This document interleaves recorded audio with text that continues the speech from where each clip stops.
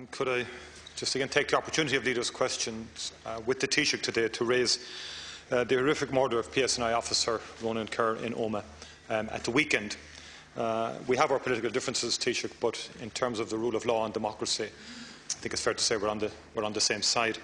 And I know that the Taoiseach and the Government, of course, share our and our party's abhorrence at the callous and shocking murder of Police Constable Ronan Kerr. And it's in that context, Taoiseach, that would you agree with me that the perpetrators of such evil actions have no place in a civilised society, and they must be challenged and confronted at every opportunity.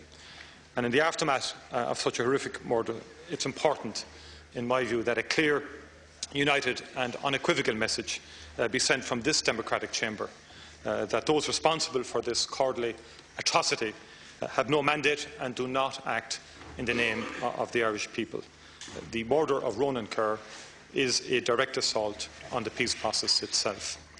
No terrorist gang can be allowed to dictate to the Irish people or undermine our desire to live and share this island in harmony and friendship. It's important that our national parliament, Taoiseach, is seen to stand firmly and absolutely behind the peace process. And it's for this reason that I suggest, I would ask, would you agree that it would be an apt response from this House that we pass an all-party agreed motion to make clear our abhorrence of this murder in Omagh. And indeed there is precedent for such a motion because in March 2009, following the murder of PSNI officer Stephen Carroll and two British soldiers, the Dáil passed a motion. This murder clearly is no different and is equally repulsive.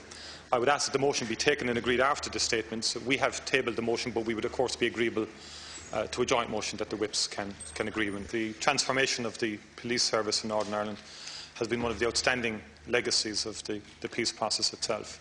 And following on from that, the transformed relationship between An Garda Síochána and the PSNI has been a very strong and central part of that transformation.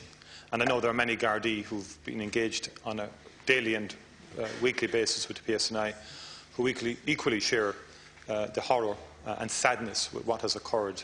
And I think it's been well articulated by the Minister for Justice in that regard. And can the Taoiseach update us and reassure us, lest there is any doubt out there, and occasionally when you listen to some commentary there may appear to be some doubt, of the absolute strong cooperation and shared agenda between the Garda Síochána and the PSNI in terms of tracking and detecting the evil perpetrators of this crime and ensuring that on a joint basis they work synergetically and very close together to ensure the peace and quality of life of all of the citizens living on this island.